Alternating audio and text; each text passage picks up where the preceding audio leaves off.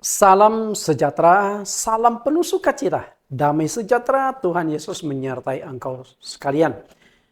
Kepada jemaat GCC dimanapun Anda berada, baik di Indonesia maupun di luar negeri. Senang sekali bisa berjumpa kembali dengan Bapak Ibu melalui ibadah live streaming pada hari ini. Tema yang akan saya kupas pada hari ini adalah lanjutan pada tema yang lalu, yaitu peperangan rohani.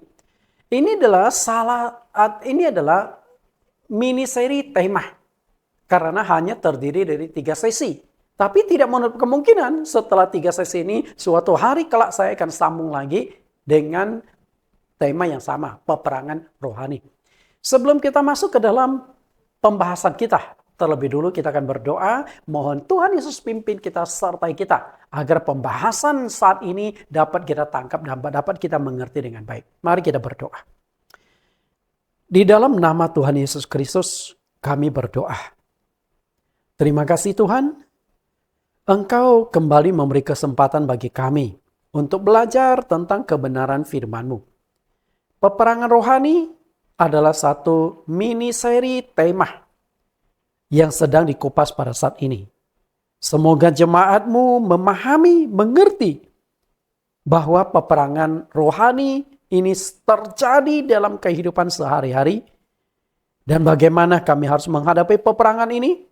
Senjata-senjata apa yang harus kami pakai dalam peperangan rohani ini, Engkau singkapkan semuanya bagi kami.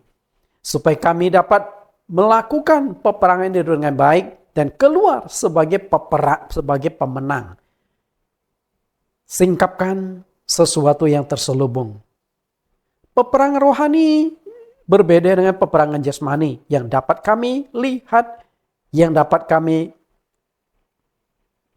hindari atau minimalkan untuk mencari perlindungan. Tapi peperangan rohani adalah peperangan yang abstrak. Karena ini itu perlu disingkapkan agar kami menyadari sehingga kami bisa selalu waspada dan area-area apa peperangan ini terjadi. Kami siap belajar, kiranya Tuhan menuntun kami memahami kebenaran ini di dalam nama Yesus Kristus. Amin. Bapak Ibu yang saya kasihi, hari ini kita akan bahas sambungan dari tema yang lalu, peperangan rohani di sesi yang kedua. Sesi yang kedua. Peperangan rohani adalah peperangan antara malaikat yang berontak, yang tidak tunduk pada ketentuan Allah, melawan malaikat yang setia dan tunduk pada otoritas yang ditetapkan oleh Allah. Ini sudah saya jelaskan pada sesi yang pertama. Dan ini hanya pengulangan supaya nyambung dengan materi pelajaran hari ini. Peperangan rohani adalah peperangan antara iblis melawan kuasa Allah. Peperangan rohani adalah peperangan antara kejahatan melawan kebaikan. Dan manusia ada di tengah-tengah peperangan tersebut. Kita nggak ada pilihan. Hanya ada 2 kemungkinan pilihan kita. Yaitu, apakah kita akan ada di pihak setan, mengikuti keinginan setan, ataukah kita ada di pihak Allah, mengikuti kehendak Allah, turut pada segala firman-Nya, mentaati firman-Nya, menghindari apa yang dilarang atau diperintahkan Allah di dalam firman Tuhan. Atau kita ini ada di pihak kejahatan dalam kehidupan kita. Berkata-kata menyakiti orang, perkataan kita melakukan, berbuat hal yang tidak baik, atau tindakan-tindakan kita atau pikiran. Perkataan, perbuatan kita, dan pikiran kita ada di posisi sebagai orang yang jahat. Menurut kita mungkin kita tidak jahat, tapi saya yakinlah Anda bisa bedakan, bisa tahulah antara baik dan jahat, benar dan salah. Masa orang berbohong, Anda tidak tahu itu sebuah kesalahan? Tapi Anda lakukan kan? Nah itulah Anda memilih di posisi sebagai orang jahat. Nah atau Anda di posisi yang baik. Menghindari hal-hal yang tidak baik. Mentaati firman, apapun yang dilarang firman. Jangan membunuh, jangan berzina, jangan mencuri, jangan berdusta, dan lain sebagainya. Anda taati, maka Anda memilih menjadi orang yang baik. Itulah peperangan. Peperangan rohani. 3 subjudul dari peperangan rohani adalah: pertama, kapan, mengapa, dan bagaimana. Kapan peperangan itu terjadi? Yaitu sejak tema yang itu membahas kapan peperangan rohani terjadi di muka bumi. Yang kedua, mengapa umat Kristen harus menghadapi peperangan rohani. Nah, ini akan saya kupas pada hari ini.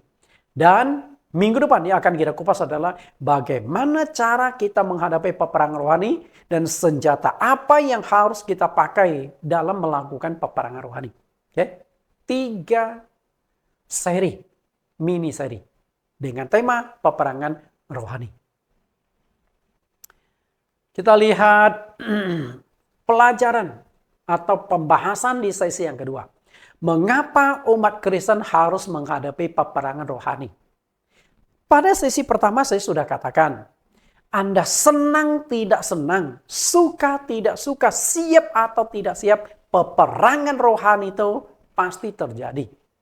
Karena itu Anda tidak bisa menghindari. Nah, yang menjadi pertanyaannya adalah kenapa? Kenapa saya harus masuk ke dalam medan peperangan rohani ini? Kenapa? Why? Kita bahas. Mengapa umat Kristen harus menghadapi peperangan rohani ini?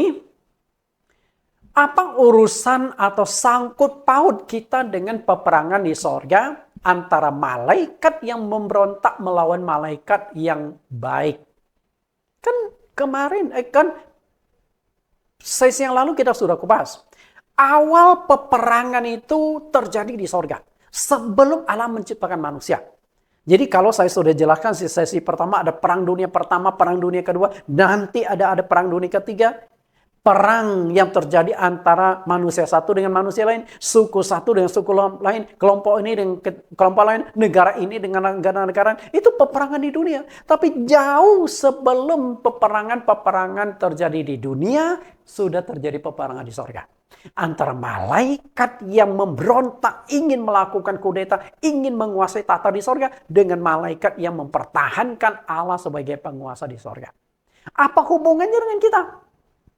Apa salah manusia kepada iblis atau ular tua, sehingga iblis begitu membusuhi manusia? Jadi begitu manusia diciptakan, datanglah si ular tua.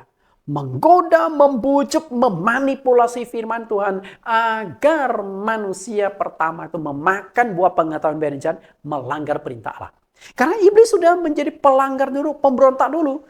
Jadi sifat pemberontakan dari setan itu ingin ditanamkan kepada manusia dan iblis berhasil. Si naga tua itu berhasil sehingga manusia berontak kepada Allah apa yang Tuhan larang. Pohon pengetahuan tentang yang baik dan jahat jangan kau makan buahnya, sebab pada hari engkau memakannya pastilah engkau mati. Pastilah engkau mati, sanksinya sudah keras. Tapi manusia tetap makan. Kenapa? Karena berhasil dibujuk, digoda, dirayu oleh si ular tua dengan segala kelicikannya. Sehingga manusia kalah dalam peperangan, jatuh dalam dosa. Masalahnya adalah, di mana salah kita kepada setan? Kenapa setan menggodain nenek moyang kita sehingga hari ini kita mengalami dampaknya? Lalu apa hubungan antara jatuhnya iblis dengan manusia sehingga iblis begitu membenci manusia? Masalahnya itu di mana? Pernah nggak Anda berpikir? Emangnya Anda ganggu anak setan sehingga bapak setan itu marah ke Anda? Seperti Anda ganggu anak tetangga sehingga bapak dan ibunya marah, membela anaknya? Tapi kita kan nggak ada hubungan dengan setan. Tapi kenapa setan membenci manusia? Pernahkah Anda berpikir ke sana? Kita lihat. Ada 2 penyebab kenapa iblis begitu membenci manusia. Ada 2 sebab. Kita lihat kedua sebab itu. Yang dicatatkan di dalam Kejadian pasal 1 ayat 26 sampai 28. Kita analisa, kita coba pelajari bersama-sama. Kejadian 1 ayat 26 sampai 28. Kejadian 1 ayat 26. Berfirmanlah Allah, baiklah kita menjadikan manusia menurut rupa dan gambar kita, supaya mereka berkuasa atas ikan-ikan di laut dan burung-burung di udara, dan atas segala ternak dan atas segala bumi, dan atas segala binatang melata yang merayap di bumi.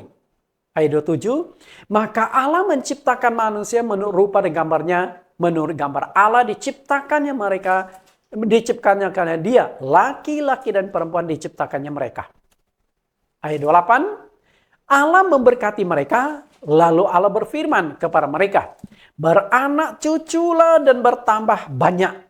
Penuhilah bumi dan taklukkanlah itu. Berkuasalah atas ikan-ikan di laut dan burung-burung di udara dan atas segala ternak, atas segala binatang yang merayap di bumi. Lihat nggak Bapak Ibu? 3 ayat ini.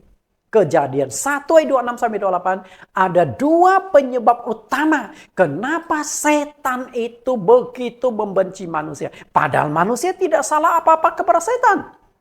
Anda tahu kenapa? Ketika baca Alkitab, belum tentu kita memahami makna kebenarannya tentang kanun di Alkitab, maka kita harus tarik keluar. Sama seperti membaca Alkitab itu sama seperti makan ikan. 1 ekor ikan, ada ususnya, perutnya yang harus kita buang. Ada tulang-tulang, duri-duri di dalamnya. Nah, setelah itu bagaimana kita tarik keluar daging-daging ikan untuk kita makan. Karena itu untuk kesehatan kita. Sama juga.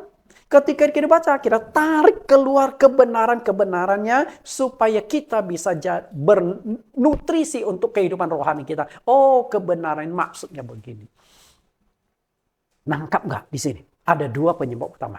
Kenapa setan membenci dia? Nah, dari kedua alasan inilah yang menjadi pembahasan kita mengapa orang Kristen harus masuk ke dalam peperangan. Apa hubungan kita dengan peperangan sorga? Apa hubungan kita dengan setan? Apa salah kita kepada setan sehingga setan begitu membenci kita? Bapak Ibu, perhatikan di sini. Yang pertama, manusia diciptakan menurut rupa dan gambar Allah. Itu penyebab pertama. Yang kedua, manusia diberikan otoritas untuk menguasai ciptaan Allah. Nangkap nggak di sini? Mungkin Anda berpikir, lah salahnya di mana? Kan itu kan otoritas Allah, hanya Allah.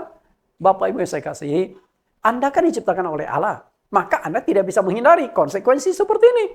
Kita lihat makna yang terkandung dari 2 sebab utama ini. 2 penyebab. Manusia diciptakan menurut rupa dan gambar Allah. Yang kedua, manusia diberikan otoritas oleh Allah untuk menguasai semua ciptaannya di muka bumi. Inilah 2 penyebab kenapa iblis begitu membenci dan berusaha menjatuhkan manusia. Kita kupas yang pertama dulu. Manusia diciptakan menurut rupa dan gambar Allah. Kejadian 1:27 kita sudah baca tadi, kita baca ulang. Maka Allah menciptakan manusia itu menurut gambarnya. Menurut gambar Allah diciptakannya dia laki-laki dan perempuan, diciptakannya mereka. Allah ciptakan manusia. Nah berarti Allah walaupun roh, bukan berarti roh ini bulat seperti balon. Enggak. Walaupun Allah itu roh, tetapi Allah punya suatu wujud. Punya suatu gambaran. Lalu gambaran Allah itu seperti apa? Ya seperti Anda. Jadi ketika Anda melihat diri Anda atau melihat orang lain, itulah Allah.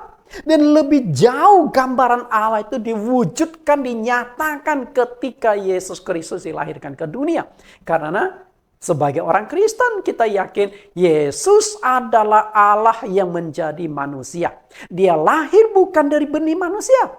Dia lahir dari kuasa Roh Kudus. Berarti Roh Allah masuk ke dalam rahim Maria, lahirlah Yesus Kristus. Berarti Allah adalah roh menjadi manusia. Memang sulit diterima dengan logika. Tapi itulah kenyataan. Berarti roh menjadi daging. Roh menjadi manusia. Berarti Allah adalah roh. Dia punya wujud. Dan wujudnya itu adalah gambaran manusia. Maka manusia diciptakan menurut pola gambar Allah. Maka ketika kita baca di Alkitab di Perjanjian Lama. Walaupun Allah ditegaskan roh. Begitu Anda buka Alkitab Anda, Allah sudah diperkenalkan sebagai roh Allah melayang-layang di atas permukaan air. Tapi Allah punya wujud. Maka di Alkitab dilukiskan tangan Allah, kaki Allah, mata Allah, mulut Allah, telinga Allah. Itu kan gambaran tubuh manusia secara utuh. Ternyata Allah menciptakan manusia menurut rupa dan gambarnya. Di satu sisi itu adalah kemuliaan bagi manusia. Bayangkan, Allah menjadikan dirinya sebagai cetakan gambaran manusia. Sedangkan semua makhluk, Allah menciptakan hanya dengan berfirman. Berfirmanlah Allah, jadi ini, jadi itu. Semuanya dengan berfirman. Tapi ketika menciptakan manusia, Allah menggunakan kedua tangannya. Membentuk postur tubuh manusia dari tanah liat. Setelah terbentuk, lalu Allah hembuskan nafas hidup ke dalam hidungnya. Sehingga manusia tanah liat itu menjadi makhluk yang hidup. Itulah keistimewaan. Namun di sisi lain, dengan diciptakannya manusia menurut rupa dan gambar Allah, kita juga harus menghadapi konsekuensi dimusuhi oleh iblis. Kenapa kita bisa dimusuhi iblis? Gara-gara diciptakan menurut rupa dan gambar Allah. Ada kebenaran yang perlu Anda pahami. Mengapa iblis begitu memusuhi manusia? Hanya karena manusia diciptakan menurut rupa dan gambar Allah. Untuk mengetahui penyebabnya, kita coba baca ulang ayat ini. Bagaimana peperangan di sorga? Wahyu pasal yang ke-12 ayat 7-8. Maka timbullah peperangan di sorga. Mikael dan malaikat-malaikatnya berperang melawan naga itu. Dan naga itu dibantu oleh malaikat-malaikatnya. Tetapi mereka tidak dapat bertahan. Mereka tidak mendapat tempat lagi di sorga. Sorga itu tempat yang indah, mulia. Bukankah sorga itu yang kita lukiskan tempat kita akan pergi? Bukankah semua agama mendambakan masuk sorga? Kalau sorga itu nggak bagus, sorga itu nggak enak, sorga itu membosankan, siapa yang mau ke sono? Makanya, kalau Anda baca hati-hati, baca teliti di Yohanes 14 ayat yang ke-1-3. Yesus berkata, di rumah Bapakku banyak tempat tinggal. Di sorga banyak tempat tinggal. Aku pergi ke sana menyediakan tempat bagimu. Dan setelah aku pergi ke sana dan telah menyediakan tempat bagimu, aku akan datang kembali menjemput kamu. Supaya di tempat di mana aku berada, kamu pun berada. Yesus naik ke sorga 2000 tahunan, belum datang. Berarti belum selesai itu tempat. Karena kalimat sangat jelas. Setelah menyediakan tempat itu, aku akan datang kembali. Kenapa Yesus sampai sekarang belum datang? Kayaknya tempat itu belum selesai sepenuhnya. Berarti sorga itu luar biasa. Menciptakan isi dunia yang begitu indah. 200 negara, banyak tempat yang sangat menarik. Bali, tempat yang indah.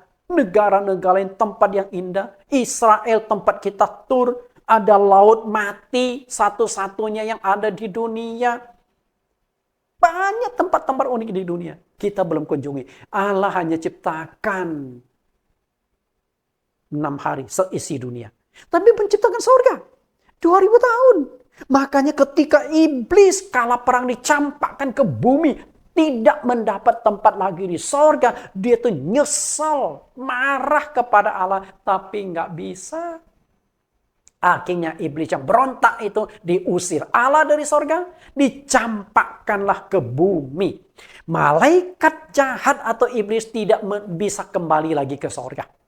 Karena sama seperti Adam dan Hawa setelah buat dosa, makan buah pohon pengetahuan baik dan jahat, diusir dari Taman Eden.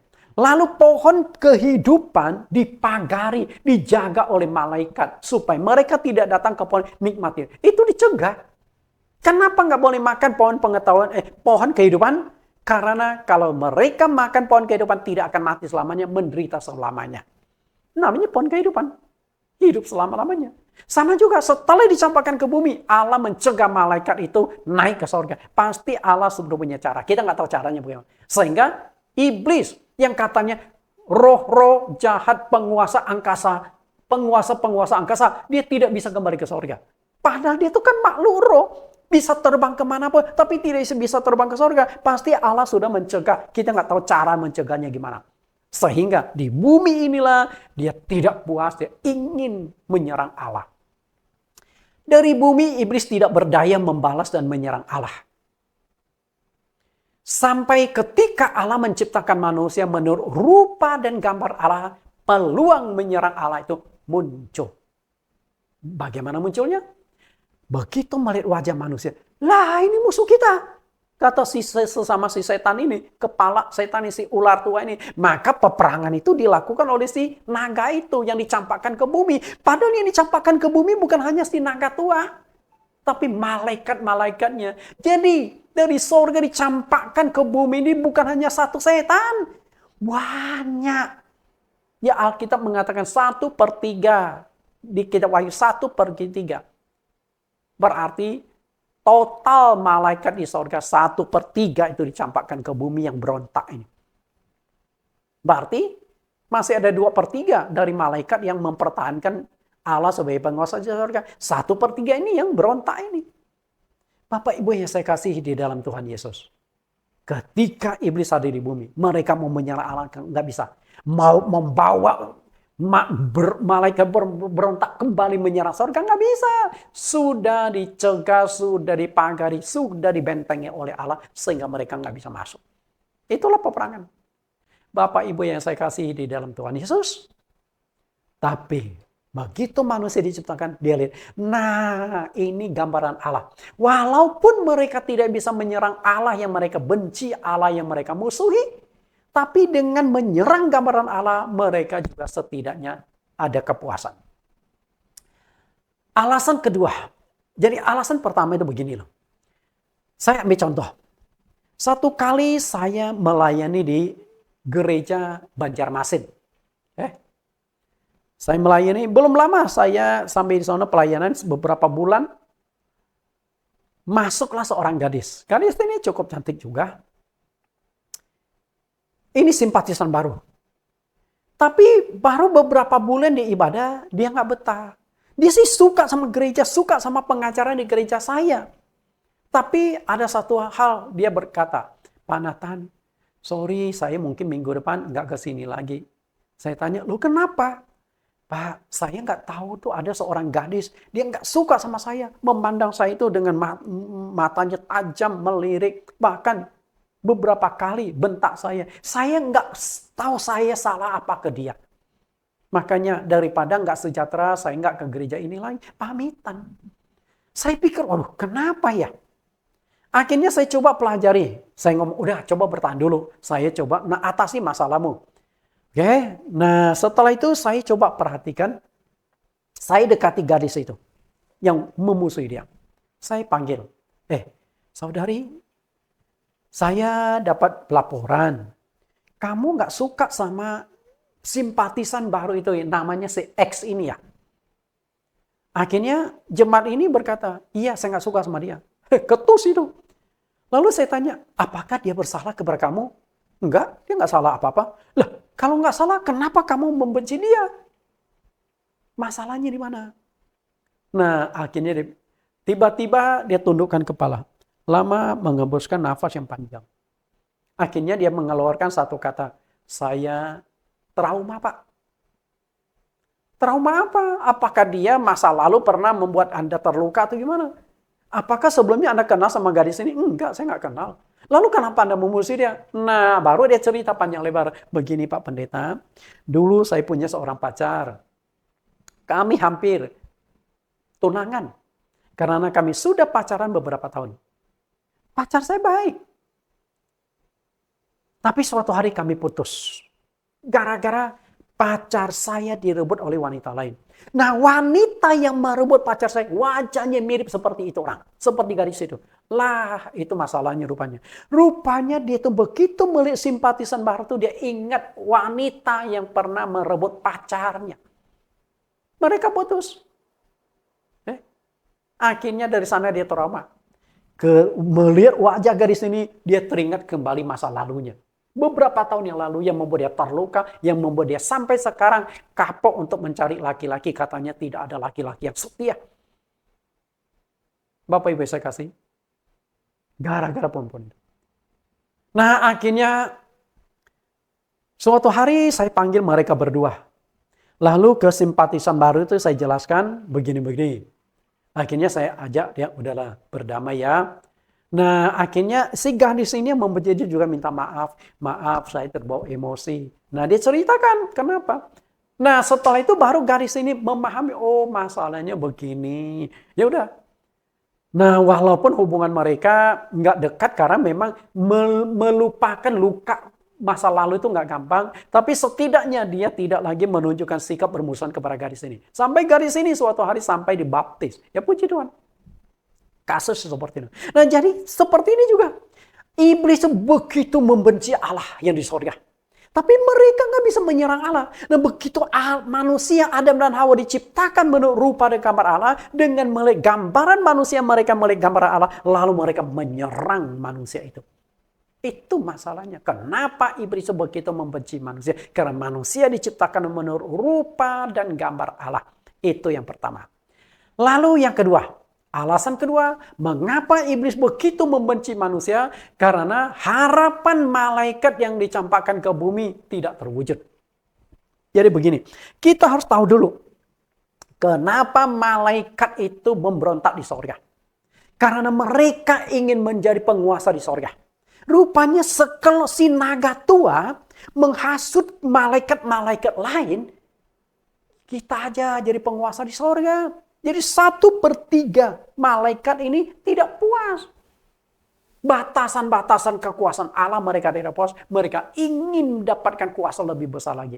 Maka berontaklah mereka. Mereka ingin menjadi penguasa di sorga. Jadi seperti di dunia saja. Kudeta. Lagi menjadi sebagai presiden, ada kudeta. Beberapa negara paling sering terjadi kudeta. Myanmar lah. Aung San Suu Kyi seringkali dikudeta. Kudeta. Filipina berapa kali terjadi kudeta. Di Indonesia pun mungkin ada kudeta. Zaman kerajaan Indonesia sama juga. Adanya pemecatan. Pemecatan itu kan disebut kudeta secara ya mungkin alasan politik, alasan hukum. Sekarang pun wakil presiden digoyang-goyang mau dicopot. Nah, ini kan sudah dipilih resmi. Nah, mungkin ada pelanggaran-pelanggaran. Ya itulah yang terjadi di dunia. Bapak Ibu saya kasih. Nah, setelah mereka kalah perang, mereka dicampakkan ke bumi.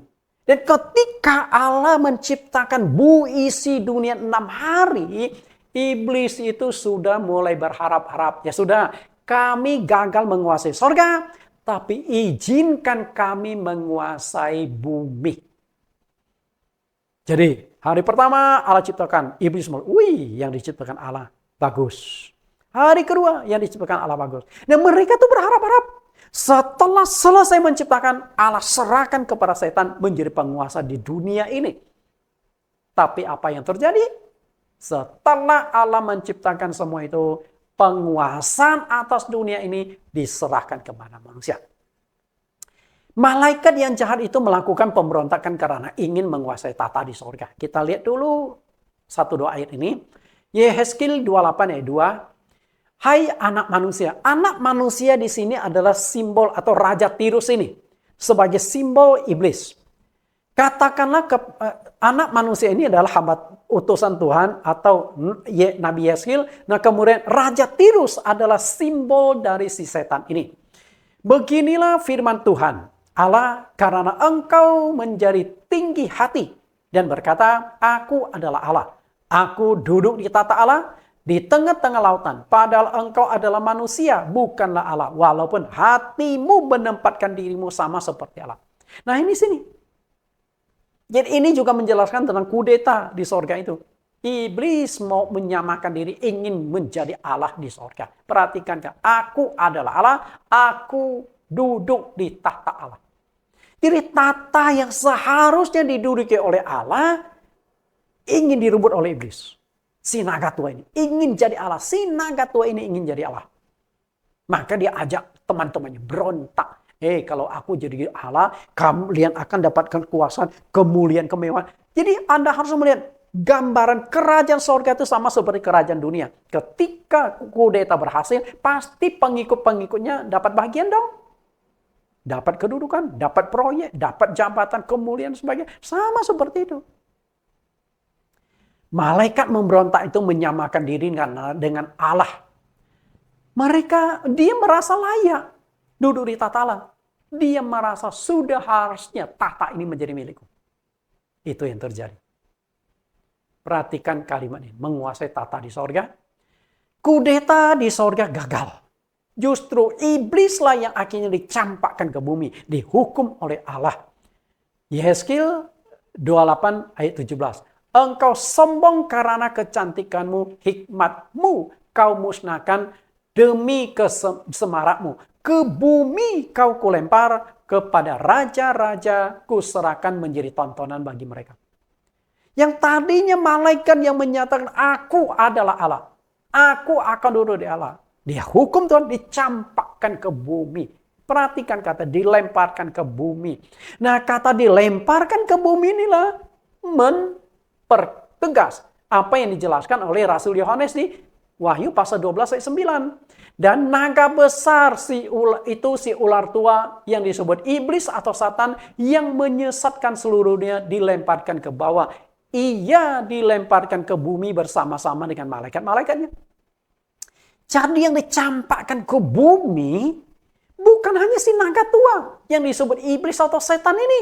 Tapi juga banyak malaikat-malaikat yang pro ke si naga tua ini. Yang ikut berontak bersama si naga tua ini. Dicampakkan semua di bumi. Jadi berapa banyak setan di bumi? 1/3 dari jumlah malaikat di surga. Bapak Ibu, berapa banyak? Ketika Tuhan Yesus mengusir setan yang merasuki seorang di Gerasa yang disebut legion, berapa setan yang ada di dalam tubuh orang itu? 2.000. Karena begitu setan dikeluarkan dari tubuh orang itu, merasuki 2.000 ekor babi-babi, dan babi kerasukan setan, lalu terjun ramai-ramai ke jurang mati lemas. Jadi kalau satu tubuh aja bisa dimasukkan oleh 2.000 setan. Tuhan Yesus juga pernah menjelaskan ada 7 roh jahat. Maria Magdalena diusir, ada 7 roh jahat di dalam diri orang itu, dalam diri Maria Magdalena dikeluarkan. Berarti setan juga bisa masuk ke dalam tubuh. Bukan satu setan masuk satu tubuh. Lebih dari satu setan. Bapak Ibu saya kasih, dicampakkan ke bumi. Setelah dicampakkan ke bumi, iblis tidak bisa menyerang Allah, maka yang diserang itu adalah gambaran Allah, yaitu manusia. Dan manusia berhasil dijatuhkan. Bapak Ibu saya kasih. Tujuan iblis melakukan kudeta adalah menguasai sorga. Tapi itu mengalami kegagalan. Maka setelah dicampakkan ke bumi, iblis itu sangat berharap bisa menguasai bumi ini. Sangat berharap. Tapi, apa yang terjadi? Setelah Allah selesai melakukan penciptaan, penguasaan atas bumi ini bukan diserahkan kepada iblis, tapi diserahkan kepada makhluk yang diciptakan menurut rupa dan gambar Allah, yaitu manusia. Kita lihat, sekali lagi si ular tua dan para malaikat-malaikat pemberontak yang dicampakkan ke bumi menelan pil pahit. Gagal lagi. Karena apa? Setelah selesai ciptakan, Allah serahkan penguasaan atas dunia ciptaannya kepada manusia. Kenapa Allah menyerahkan kepada manusia?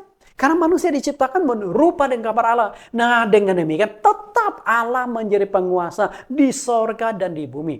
Penguasa di sorga, dia tetap duduk di tahta Allah yang ingin direbut oleh setan tadi. Penguasaan atas bumi dikuasai oleh Allah dalam wujud manusia, gambaran Allah. Berarti di sorga Allah menjadi penguasa, di bumi Allah juga menjadi penguasa, tapi dalam wujud gambarannya. Jadi begitu manusia diberikan kuasa menguasai bumi, berarti yang menguasai bumi adalah gambaran Allah. Tetap seperti Allah menjadi penguasa di bumi. Iblis tidak senang. Iblis marah. Kita lihat otoritas yang Allah serahkan setelah menciptakan bumi ini. Kejadian 1 ayat 28. Allah memberkati mereka, lalu Allah berfirman kepada mereka, beranak cuculah dan bertambah banyak, penuhilah bumi dan taklukkanlah itu. Berkuasalah atas ikan-ikan di laut dan burung-burung di udara dan atas segala binatang yang merayap di bumi. Manusia menjadi tuan atas ciptaan. Manusia menjadi penguasa atas segala ciptaan. segala makhluk diserahkan kepada manusia. Nah, ini membuat iblis marah sekali. Membuat iblis marah. Si ular tua itu tidak pernah putus asa. Dia ingin suatu hari bumi ini akan dikuasai, ditaklukkan. Bagaimana caranya?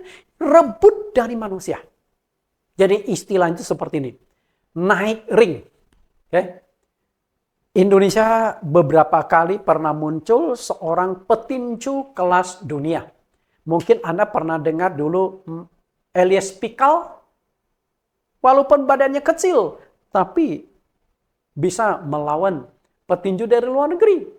Lalu Anda pernah dengar Jordan atau apa deh. Saya lupa ingat namanya. Nah, kemudian yang dari Semarang ada Chris John. Nah, Chris John juga lumayan jago. Tapi sekarang kayaknya sudah pensiun ya. Jadi pelatih kali ya. Chris John. Nah, ketika Chris John pemegang sabuk kejuaraan, dia pegang. Kan ingin direbut negara lain. Katakanlah Jepang. Bagaimana supaya sabuk kejuaraan itu bisa direbut oleh petinju Jepang? Harus tanding. Kalau Chris John kalah dalam peperangan, sabuk kejuaraan itu pasti pindah ke Jepang, dia ambil oleh Jepang. Karena kan ada organisasi yang mengkoordinasi siapa yang memegang sabuk kejuaraan saat ini. Pasti yang juara ini, yang menang di dalam naik ring itu. Sama juga sini. Iblis tahu, mereka tidak diserahkan otoritas atas penguasaan di bumi, tapi mereka punya peluang untuk mencari, untuk menarik otoritas itu dari manusia. Bagaimana caranya? Mendatangkan pencobaan. Mendatangkan pencobaan. Kesempatan itu akhirnya datang. Si ular tua berusaha mencari celah melalui firman Tuhan. Celah melalui firman Tuhan. Iblis berharap ada perintah Tuhan yang bisa dimanipulasi sehingga dilanggar oleh manusia. Agar manusia berontak pada Allah sama seperti iblis. Iblis berontak lalu dihukum oleh Allah, dicampakkan ke bumi. Dan iblis berharap manusia juga berontak kepada Allah. Sehingga Allah menghukum mereka, mengusir mereka dari Taman Eden, mengusir mereka, dan otoritas yang Allah berikan kepada mereka berhasil dikuasai oleh setan. Kesempatan itu datang. Ketika Allah memberikan firman di Kejadian pasal 2 ayat 17. Kita lihat, inilah firman yang akhirnya dimanipulasi oleh setan. Kejadian 2:17, tetapi pohon pengetahuan tentang yang baik dan yang jahat itu janganlah kau makan buahnya. Sebab pada hari engkau memakannya, pastilah engkau mati. Ini perintah Tuhan disertai dengan sanksi yang sangat keras. Ketika engkau makan buah itu, engkau pasti mati. Nggak tanggung-tanggung. Iblis tahu satu-satunya cara merebut otoritas yang diberikan Allah kepada manusia adalah dengan membuat manusia jatuh dalam dosa. Sehingga ketika manusia jatuh dalam dosa, mereka kehilangan atas penguasaan di bumi ini. Ketika mereka jatuh dalam dosa, mereka kehilangan kemuliaan Allah. Dan otoritas dari Allah diberikan kepada setan. Roma 3:23. Karena semua orang telah berbuat dosa dan telah kehilangan kemuliaan Allah. Dan ini terjadi.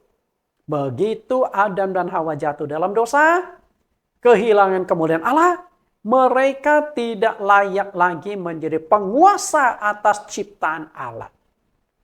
Sehingga penguasaan atas ciptaan Allah dikuasai, bumi ini dikuasai oleh setan. Apakah ada pembuktian bumi dikuasai oleh setan? Tentu ada. Kita akan lihat pembuktian-pembuktiannya. Dosa membuat manusia kehilangan kemuliaan Allah. Adam dan Hawa bukan hanya kehilangan kemuliaan Allah, namun juga kehilangan otoritas sebagai penguasa atas ciptaan Allah karena direbut oleh iblis. Manusia kalah dalam peperangan rohani ini. Manusia kalah, ketika kalah dalam peperangan, otomatis sebagai konsekuensinya mereka kehilangan atas otoritas ini. Sama seperti dua negara berperang. Ketika kalah perang, misalnya Israel dengan Palestina. Ketika Palestina kalah dalam peperangan, dataran Golan lah, Yerusalem Timur dan sebagainya, semua berhasil dikuasai oleh bangsa Israel. Karena mereka sudah menang. Mereka perluas wilayahnya. Jadi salah satu peperangan itu dalam antar negara, ketika satu negara itu kalah, maka banyak wilayahnya akan hilang. Karena apa? Dikuasai oleh pemenang perang. Sama prinsipnya seperti di sini. Kalah perang. Jadi ketika Adam dan Hawa kalah dalam perang, konsekuensinya mereka harus kehilangan otoritas atas apa yang diciptakan oleh Allah. Dalam Alkitab tercatat ada dua kali iblis mengutip firman Tuhan, dimanipulasi untuk menjatuhkan manusia yang dicobai oleh si setan ini. Dua kali loh di Alkitab dicatat. Satu kali di Perjanjian Lama, satu kali di Perjanjian Baru. Nah kita lihat peristiwanya apa? Perjanjian Lama dan Perjanjian Baru. Perjanjian Lama peristiwanya itu adalah ketika Adam dan Hawa dicobai oleh iblis. Iblis mengutip firman Tuhan untuk menjatuhkan Adam dan Hawa. Dan firman yang dikutip adalah Kejadian pasal 3 1 sampai 5. Kejadian pasal 3 1, iblis yang aktif bicara dengan Hawa. Tentulah Allah berfirman bahwa semua pohon dalam taman ini boleh kau makan buahnya, bukan? Ini kan firman yang dikutip di Kejadian pasal 2 16. Lalu peristiwa kedua adalah ketika Yesus dicobai di padang gurun. Iblis juga mengutip ayat Alkitab yang dikutip dari kitab Mazmur pasal 91. Inilah kelicikan dari si iblis itu. Jadi kalau kita lihat di sini, coba Anda perbandingkan dua peristiwa ini dengan Roma pasal yang kelima. Roma pasal yang kelima dari ayat 12 sampai 21. Unik sekali. Kenapa saya katakan unik? Di sini memperbandingkan Adam dengan Kristus. Karena dua-duanya diserang oleh iblis, dua-duanya dicobai iblis. Adam kalah, Yesus harus menang di dalam pencobaan untuk merebut kembali otoritas atas dunia. Maka tidak heran Rasul Paulus membandingkan Adam dengan Yesus di dalam Roma 15 ayat 12 sampai 21. Di mana perbandingannya? Sebenarnya topik yang sangat panjang tentang Adam dan Kristus. Tapi suatu hari saya akan kupas hal ini. Kita lihat Roma pasal yang kelima ayat 12 sampai 21. Adam telah kalah dalam pencobaan iblis. Akibatnya seluruh keturunan Adam dan Hawa ikut berdosa. Dan yang lebih menyedihkan juga, Adam kehilangan otoritas atas penguasaan di dunia. Berkuasa atas ikan-ikan di laut bodoh dia. Berhasil dikuasai setan. Maka setan sekarang jadi penguasa dunia. Kemudian Yesus telah menang dalam pencobaan iblis. Hasilnya seluruh umat Kristen dibenarkan. Adam membuat seluruh keturunannya berdosa. Yesus membuat seluruh pengikut Yesus yang percaya Yesus dibenarkan, dosanya diselesaikan. Dan sekaligus Yesus merebut kembali penguasaan atas dunia ini. Maka di Matius pasal yang ke-28 ayat yang ke-18 Yesus berkata, telah diserahkan kepadaku penguasaan atas sorga dan dunia. Berarti ketika Yesus menang atas pencobaan itu, mestinya dunia itu berhasil dikuasai oleh Allah. Kita lihat. Sebenarnya yang menjadi penyebab utama manusia jatuh ke dalam dosa adalah ketidaktaatan manusia. Nggak taat. Sama seperti setan. Iblis tidak taat, maka dihukum Allah. Sama juga manusia tidak taat, maka dihukum Allah. Ini perbandingan persamaannya. Yudas 1:6. Dan bahwa ia menahan malaikat-malaikat yang tidak taat pada batas-batas kekuasaan mereka, tetapi yang meninggalkan tempat kediaman mereka dengan belenggu abadi di dalam di dalam kekelaman, di dalam dunia kekelaman sampai penghakiman pada hari besar. Jadi iblis yang berontak ini dihukum oleh Allah. Dan mereka akan dihukum lagi suatu hari nanti. Pada waktu penghakiman di hari besar. Perhatikan, malaikat yang tidak taat. Jadi ketidaktaatan ini ada sanksinya. Lalu manusia. Roma 5:19. Jadi sama seperti oleh ketidaktaatan satu orang, semua orang menjadi orang berdosa. Demikian pula, oleh ketaatan satu orang, semua orang menjadi orang benar. Perhatikan ketidaktaatan satu orang. Yang dimaksudkan siapa? Adam. Karena bukan Hawa, karena Adam itu kepala keluarga, satu tubuh. Otomatis Adam dan Hawa. Ketidaktaatan mengakibatkan hukuman. Bapak Ibu yang saya kasih, bagaimana hukuman ini? Ketidaktaatan malaikat yang memberontak itu mengakibatkan mereka dicampakkan ke bumi. Dan pada hari penghakiman mereka akan disiksa. Sedangkan ketidaktaatan Adam dan Hawa mengakibatkan mereka kehilangan otoritas atas penguasaan dunia dan juga seluruh keturunan Adam dan Hawa harus menghadapi peperangan melawan si setan. Jadi permusuhan antara setan dengan manusia itu sejak dari nenek moyang kita jatuh dalam dosa. Sampai sekarang peperangan selalu terjadi. Ketika Allah berkata, ketika menghukum manusia di dalam Kejadian pasal 3 ayat yang ke-15. Aku akan mengadakan permusuhan antara kamu si ular dengan keturunan perempuan. Oke, keturunan perempuan. Nah, keturunan perempuan akan meremukkan kepalamu dan engkau akan meremukkan tumitnya. Dari satu sisi itu adalah nubuat tentang Yesus Kristus yang akan melawan setan. Tapi di sisi lain ayat ini juga memberikan gambaran peperangan antara keturunan Adam dan Hawa. Keturunan Hawa dengan iblis sampai hari ini berperang sampai kiamat. Gak akan selesai peperangan ini. Karena peperangan rohani tidak ada batasan waktu. Apakah iblis berhasil menguasai dunia yang notabene ciptaan Allah? Apakah berhasil? Berhasil. Kita lihat jawaban dari Rasul Yohanes. 1 Yohanes 5:17. Semua kejahatan adalah dosa, tetapi ada dosa yang tidak mendatangkan maut. Perhatikan kata dosa dan kejahatan. Itu areanya setan tuh. Setan yang membuat manusia jatuh dalam dosa. Setan yang membuat manusia berbuat jahat. Ya, 2 kali disebutkan dosa. Kenapa manusia bisa jatuh dalam dosa? Karena dunia dikuasai oleh si setan. Ayat 19 kita tahu bahwa kita berasal dari Allah dan bahwa seluruh dunia berada di bawah kuasa si jahat. Apakah Yohanes hanya asal ngomong? Saya yakin tidak. Yohanes yang pakar dunia roh. Dalam dunia roh dia bisa melihat iblis mencengkram seluruh dunia. Berbagai macam bidang kehidupan. Berbagai macam aspek. Ekonomi, politik, agama. Semua dicengkram oleh setan. Dan setan menanamkan cengkramannya. Sehingga manusia-manusia yang ada di muka bumi. Pelaku-pelaku politik, keagamaan, ekonomi. Semuanya dipengaruhi si setan. Jadi dalam dunia roh. Yohanes itu bisa melihat. Gila. Setan menguasai seluruh aspek kehidupan manusia. Maka begitu banyaknya kejahatan-kejahatan. Ketika orang itu jahat, maka dia bukan lagi berasal dari Allah, tapi berasal dari setan.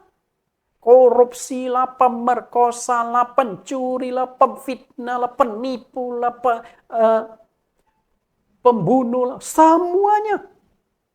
Karena setan berhasil menguasai mereka menjadi alatnya si setan. Untuk melakukan berbagai macam dosa-dosa. Melakukan berbagai macam kejahatan-kejahatan. Baru generasi pertama saja kejahatan sudah begitu mengerikan. Karena itulah seluruh umat Kristen di seluruh dunia harus melakukan peperangan rohani melawan si jahat. Bapak Ibu yang saya kasih, peperangan melawan si jahat. 1 Petrus 5 ayat 8-9. Sadarlah dan berjaga-jagalah lawanmu si iblis. Berjalan keliling sama seperti singa yang mengaum-ngaum dan mencari orang yang dapat ditelannya. Lawanlah dia dengan iman yang teguh, sebab kamu tahu bahwa semua saudaramu di seluruh dunia menanggung penderitaan yang sama. Perhatikan di seluruh dunia. Kenapa demikian? Karena seluruh dunia itu sudah dikuasai oleh setan. Seluruh dunia itu di bawah kuasa si jahat yang Yohanes sampaikan. Nah, Petrus pun memperkuat alasan tersebut. Bahwa seluruh dunia, semua umat Kristen di seluruh dunia, semua saudaramu di seluruh dunia menanggung penderitaan sama. Penderitaan apa? Berperang melawan si jahat. Peperangan itu capek. Anda kuras tenaga, kuras energi, kuras waktu, kuras tenaga, melawan keinginan, capek. Itu nggak gampang. Orang berbuat jahat kepadamu, Anda benci gak? Kalau Anda benci, Anda kalah perang. Untuk bisa menetralkan kejahatan-kejahatan itu, peperangan. Berhadapan dengan orang toksis, capek. Berhadapan dengan orang yang negatif tinggi, capek. Tapi itu peperangan. Dia dipakai oleh setan. Bapak Ibu yang saya kasih, itulah peperangan rohani. Bukti lebih konkret bahwa iblis telah berhasil menguasai dunia adalah ketika Tuhan Yesus dicobai di padang gurun.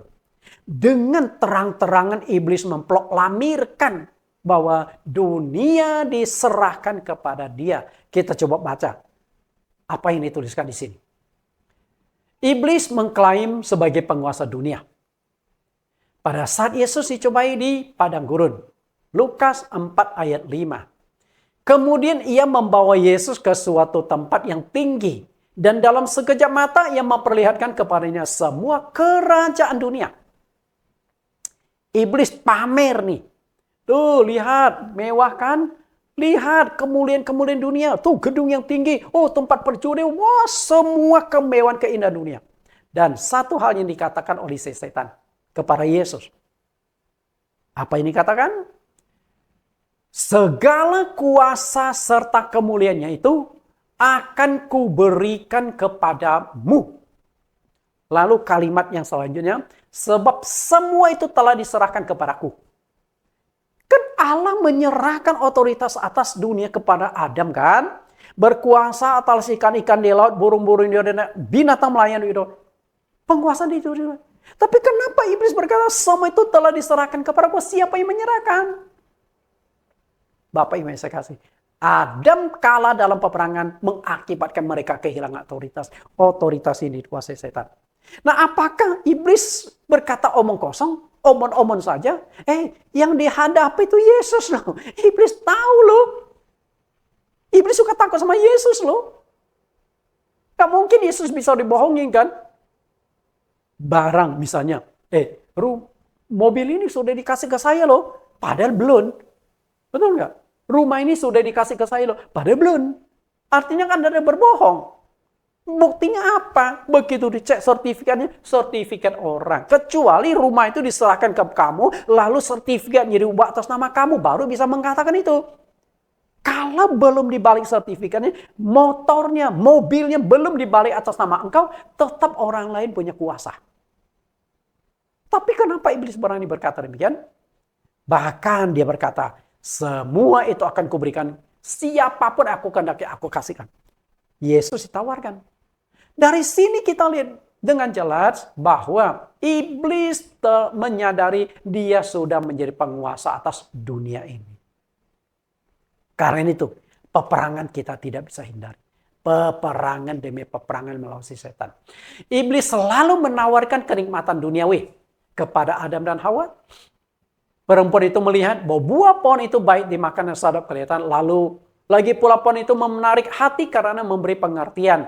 Lalu ia mengambil dari buahnya dan dimakannya. Dan diberikannya juga kepada suaminya yang bersama-sama dengan dia. Dan suaminya pun memakannya.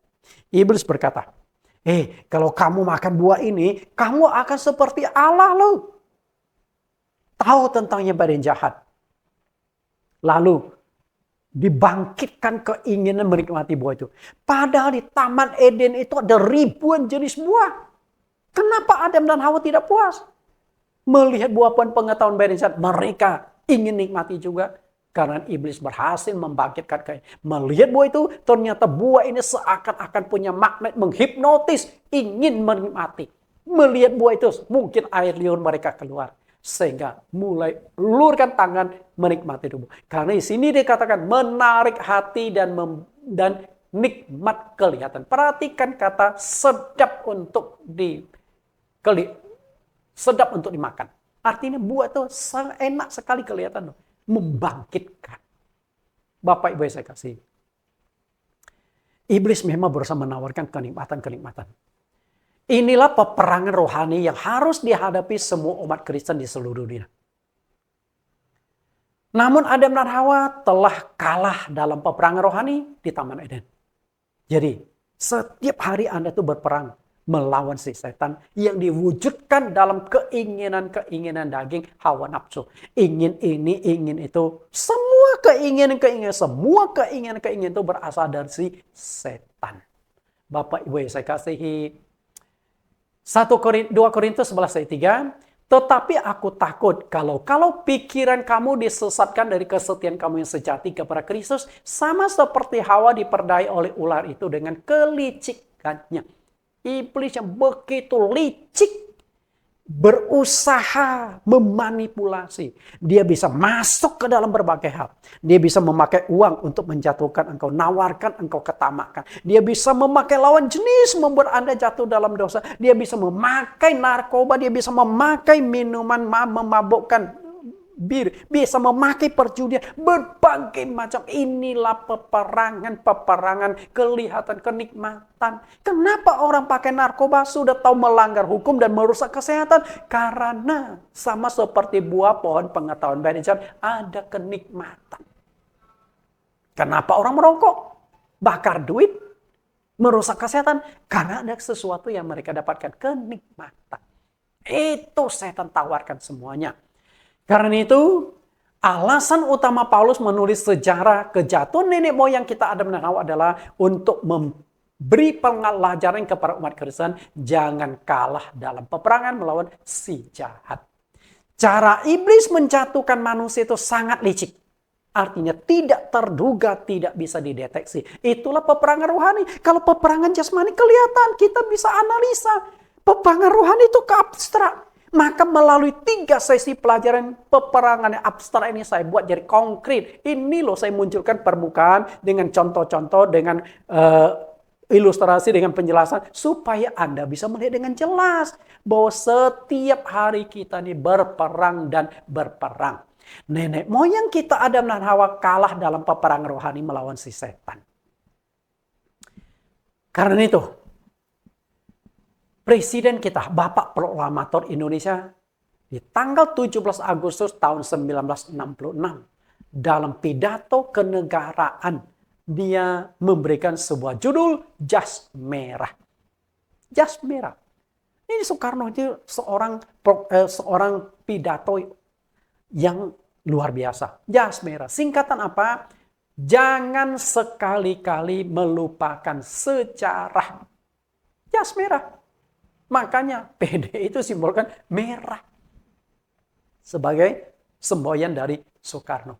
Artinya, semua peristiwa di Alkitab termasuk nenek moyang kita jatuh dalam dosa, termasuk Yudas yang menjual Yesus, termasuk Petrus yang menyangkal Yesus, termasuk Daud yang mengintip Batsheba mandi, termasuk Simpson yang jatuh ke pelukan seorang pelacur bernama Delila, termasuk Salomo yang jatuh di dalam pelukan ribuan wanita. Semua itu dicatat untuk mengingatkan kita supaya kita jangan kalah di dalam peperangan melawan setan.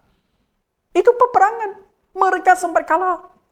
Petrus sempat kalah juga sampai menyangkal Yesus 3 kali. Para Yesus sudah ingatkan, Petrus, iblis sedang menampi engkau untuk menjauh. Tapi Petrus berkata apa? Aku rela masuk penjara mati bersama dengan engkau. Tapi ketika berhadapan Petrus menyangkal Yesus 3 kali. Semoga bukti sejarah ini menjadi peringatan untuk kita. Sama juga. Semua terjadi di bangsa Israel. 1 Korintus 10:11, semua ini telah menimpa mereka sebagai contoh dan dituliskan untuk menjadi peringatan bagi kita yang hidup pada waktu di zaman akhir telah tiba. Sebab itu siapa yang menyangka bahwa ia teguh berdiri, hati-hatilah supaya ia jangan jatuh. Sehingga melalui pelajaran-pelajaran ini, supaya kita hati-hati jangan jatuh. Bagaimana supaya kita tidak jatuh? Berbagai peristiwa dan jatuhnya tokoh-tokoh Alkitab dituliskan dengan tujuan memberikan peringatan kepada kita akan 2 hal. Pertama, peperangan rohani melawan iblis itu benar adanya. Oke? 1 Petrus 5 ayat 8 dan 9, kita berperang melawan si setan. Lalu yang kedua, agar kita setia sampai akhir menjadi pemenang di dalam peperangan. Tuhan ingin engkau menjadi pemenang di dalam peperangan. Wahyu 2:10, janganlah takut terhadap apa yang harus engkau derita. Sesungguhnya iblis akan melemparkan beberapa orang di antaramu ke dalam penjara, supaya kamu dicobai dan kamu akan beroleh kesusahan selama 10 hari. Hendaklah engkau setia sampai mati, dan aku akan mengaruniakan kepadamu mahkota kehidupan.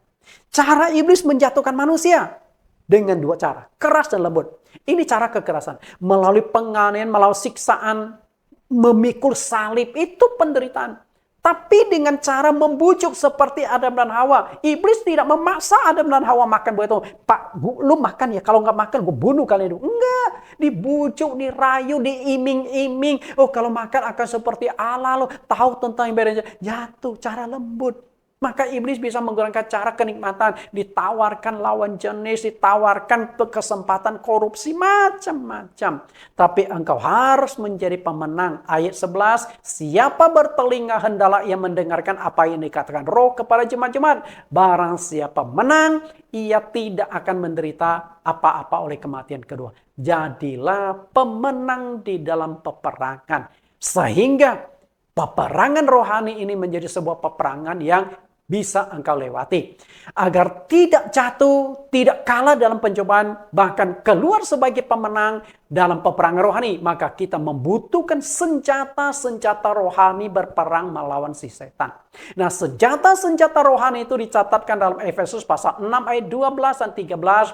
Karena perjuangan kita bukan melawan darah dan daging. Bukan melawan sesuatu yang abstrak. Okay? Tetapi melawan pemerintah-pemerintah, melawan penguasa-penguasa, melawan penghulu-penghulu dunia yang gelap ini, melawan roh-roh jahat di udara. Perjuangan kita adalah melawan si setan. Nah, karena itu kita melawan setan tidak bisa dengan tangan kosong, harus punya senjata. Maka di ayat yang ke-13 Rasul Paulus katakan, sebab itu ambillah seluruh perlengkapan senjata Allah supaya kamu dapat mengadakan perlawanan pada hari yang jahat itu dan tetap berdiri, artinya tetap kuat, tetap kokoh sesudah kamu menyelesaikan segala sesuatu. Peperangan. Senjata Allah. Lalu apa saja seperti wujud senjata Allah itu? Saya sudah katakan, senjata di dunia teknologi, peralatan senjata secanggih apapun nggak ada gunanya untuk berperang melawan setan. Karena itu peperangan rohani, bukan melawan peperangan jasmani. Karena itu kita butuh senjata Allah. Lalu senjata Allah itu seperti apa? Nah, perhatikan gambar ini. Ada baju, jirap, perisai, kasut, ikat pinggang, pedang, roket, topong. Lalu apa sih yang dimaksudkan di sini? Bapak Ibu yang saya kasihi, akan saya jelaskan kupas di sesi selanjutnya. Ketika kita melakukan peperangan, pergunakanlah senjata dari Allah supaya engkau kuat dan tetap berdiri, bahkan bisa menang melawan peperangan melawan setan. Tuhan Yesus berkati. Sampai bertemu di sesi yang ketiga. Kita berdoa. Di dalam nama Tuhan Yesus Kristus kami berdoa. Terima kasih Tuhan. Sekali lagi kami disingkapkan tentang kebenaran. Mengapa iblis begitu membenci manusia? Ada dua penyebabnya. Manusia diciptakan menurut pada gambar Allah. Di satu sisi itu adalah kemuliaan, tapi di sisi lain kami mempunyai konsekuensi harus menghadapi iblis. Karena dengan melihat manusia, iblis melihat musuhnya, yaitu Allah. Yang kedua adalah otoritas atas dunia ciptaannya. Ini ciptaan Tuhan, engkau berikan kepada manusia. Dan iblis tidak suka, maka iblis berusaha merebut penguasaan atas dunia dari tangan manusia. Dan berhasil, iblis menjadi penguasa atas dunia ini. Ketika Tuhan Yesus dicobai di padang gurun, iblis berkata, semua itu telah diserahkan kepadaku, dan aku memberikan kepada siapapun yang kuinginkan. Iblis ingin menguasai dunia, otomatis iblis juga ingin menguasai manusia-manusia di dunia. Ketika hidup kami mengikuti keinginan setan, mengikuti kejahatan-kejahatan, maka kami adalah milik setan. Tapi ketika kami melawan iblis melalui peperangan rohani, kami tidak ingin tunduk pada iblis, maka kami harus berperang melawan kejahatan-kejahatan, tipu daya iblis, berarti kami memilih di pihak Engkau ya Tuhan. Kuatkan kami hari ini. Umat-Mu di seluruh dunia sedang berperang melawan setan peperangan rohani. Kuatkan mereka, berikan kemenangan, Roh Kudus menyertai mereka, agar peperangan melawan penghulu-penghulu dunia yang gelap ini, melawan roh-roh jahat di udara ini, bisa dimenangkan. Kami keluar sebagai pemenang, sebagaimana Engkau telah menjadi pemenang. Demikian doa permohonan kami, di dalam nama Tuhan Yesus Kristus. Amin. Tuhan Yesus berkati, dan kita bertemu kembali minggu depan di sesi yang terakhir dengan tema yang sama, peperangan rohani.